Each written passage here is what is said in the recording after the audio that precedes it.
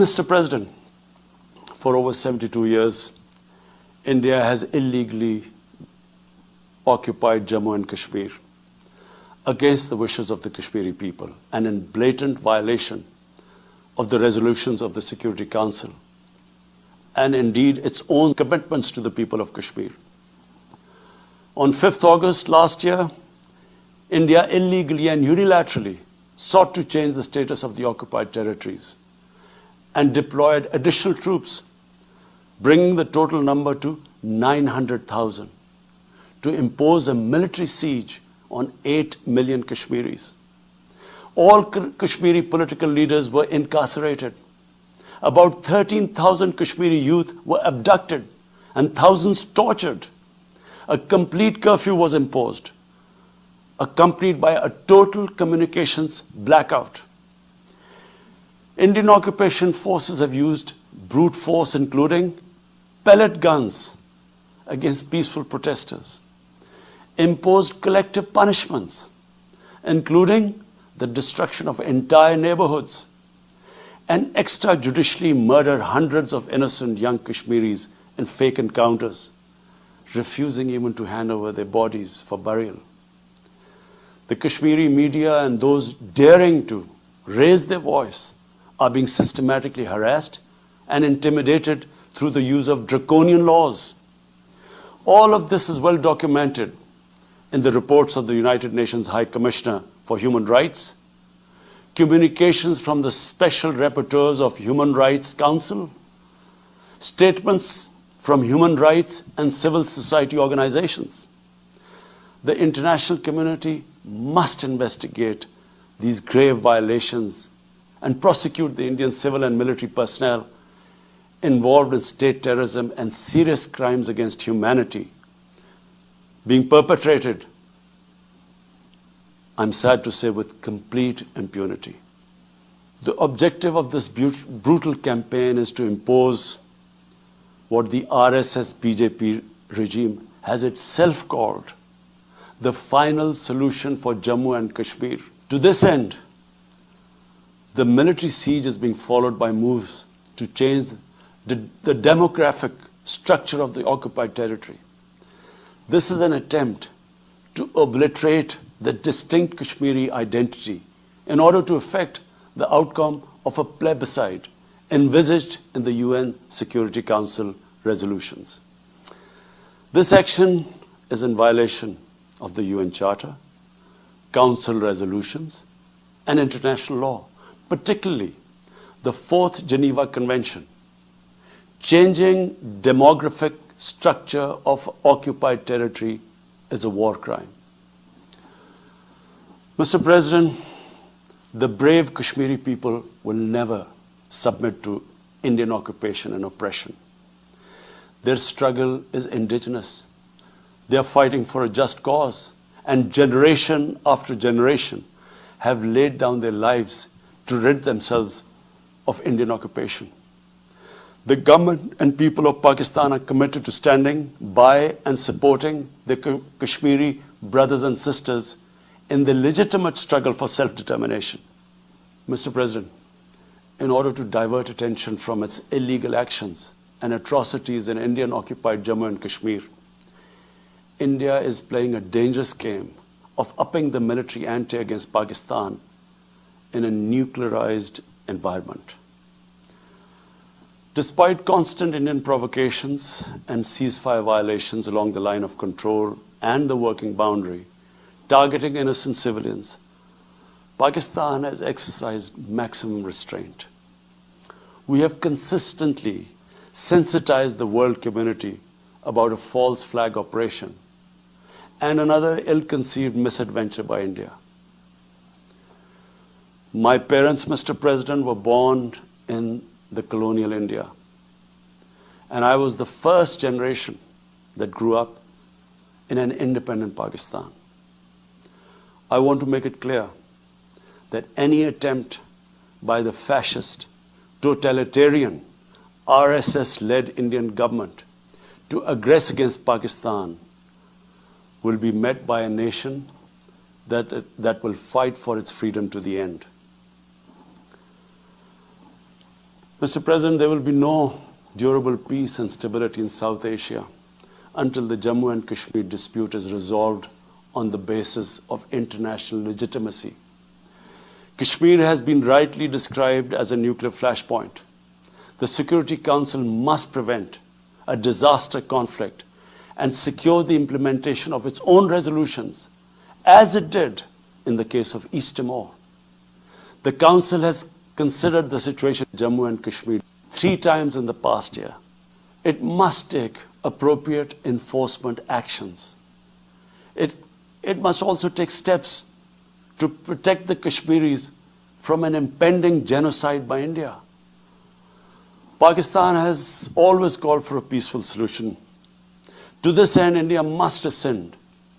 To reach this end, India must ascend the measures it has instituted since 5th August 2019, end its military siege and other gross human rights violation, and agree to resolve the Jammu and Kashmir dispute in accordance with the relevant UN Security Council resolutions, and of course, the wishes of the people of Kashmir. Mr. President, Pakistan's desire for peace in our region is also manifest in our efforts to promote a political solution in Afghanistan. I have consistently maintained over the past 2 decades that there is no military solution to the conflict in Afghanistan. The only way forward was and is a political settlement, which involves the full spectrum of Afghanistan's political actors. Pakistan fully facilitated the process that culminated in the US-Taliban peace agreement on 29 February 2020. Pakistan is deeply gratified that it has fulfilled its part of the responsibility. The Afghan leaders must now seize this historic opportunity to achieve reconciliation and restore peace in the war-torn country. Through the intra-Afghan negotiations that commenced on 12th of September, they must work out an inclusive, broad-based, and comprehensive political settlement. The process must be Afghan-led and Afghan-owned, and without any interference or outside influence. Early return of Afghan refugees must be part of this political solution. After almost 2 decades of war, it is imperative not to allow spoilers within and outside Afghanistan to subvert the peace process.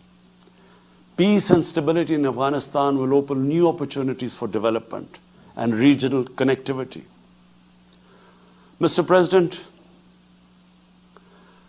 Palestine remains a festering wound. A just and lasting settlement is indispensable for the Middle East and actually the world. Illegal annexations of Palestinian territory, the building of illegal settlements, and the imposition of inhuman living conditions on the Palestinian people, especially in Gaza, cannot bring peace to a troubled region.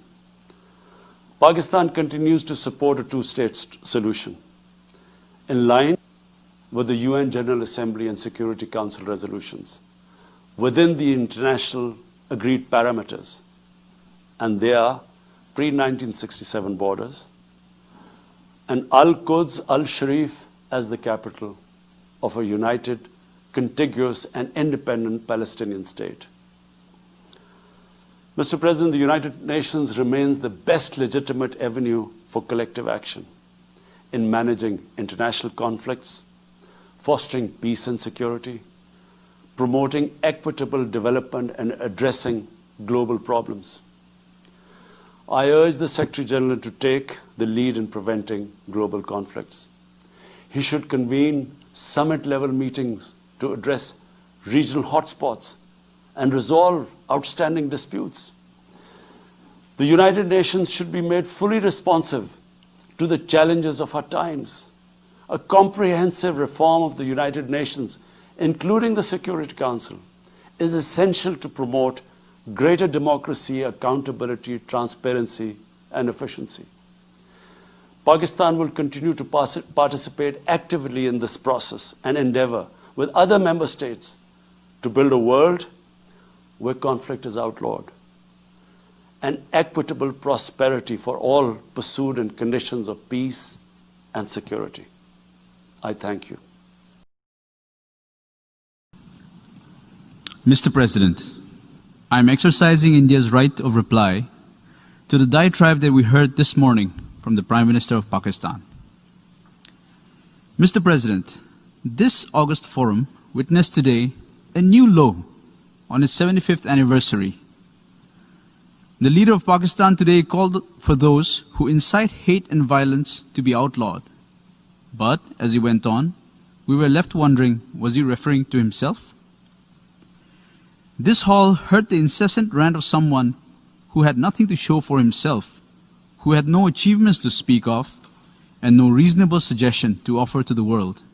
Instead, we saw lies, misinformation, warmongering, and malice spread through this assembly. The words used today at this great assembly by the leader of Pakistan demean the very essence of the United Nations. For a nation that is deeply buried in medievalism, it is understandable that the tenets of a modern civilized society, such as peace, dialogue, and diplomacy, are far-fetched. Allow me, Mr. President, to jog their minds a little about the stellar record of Pakistan. This is the country that brought genocide to South Asia 39 years back when it killed its own people. This is also the country that is shameless enough not to offer a sincere apology for the horrors it perpetrated even after so many years. This is the same country that provides pensions for dreaded and listed terrorists out of state funds. This is the same country that has the dubious distinction of hosting the largest number of terrorists proscribed by the United Nations. The leader whom we heard today is the same person who referred to the terrorist Osama bin Laden as a martyr in his parliament in July. The same leader who spewed venom today admitted in 2019 in public in the US that his country still has about 30,000 to 40,000 terrorists who have been trained by Pakistan and have fought in Afghanistan and in the Indian Union territory of Jammu and Kashmir. This is the country that has systematically cleansed its minorities, including Hindus, Christians, Sikhs, and others,